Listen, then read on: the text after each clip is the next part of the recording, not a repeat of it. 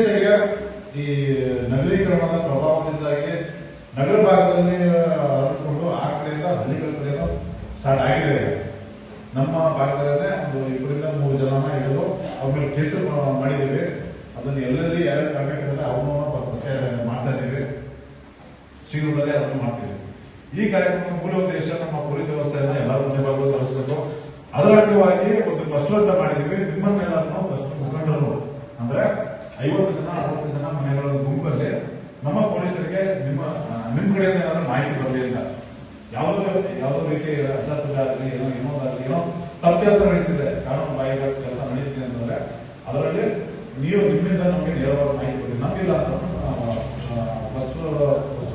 ಯಾರು ಹ್ಯಾಂಡಲ್ ಮಾಡ್ತಿರ್ತಾರೆ ಆ ಬೀಟ್ ಪೊಲೀಸ್ ಅವರು ಅವ್ರು ಗ್ರೂಪ್ ಮಾಡಿರ್ತಾರೆ. ನೀವು ಅವ್ರಿಗಾದ್ರೂ ಡೈರೆಕ್ಟ್ ಹೇಳ್ಬೋದು. ಇಲ್ಲ ನಮ್ಮದು ಗೌರ್ಮೆಂಟ್ ನಂಬರ್ ಇರುತ್ತೆ 9480802956.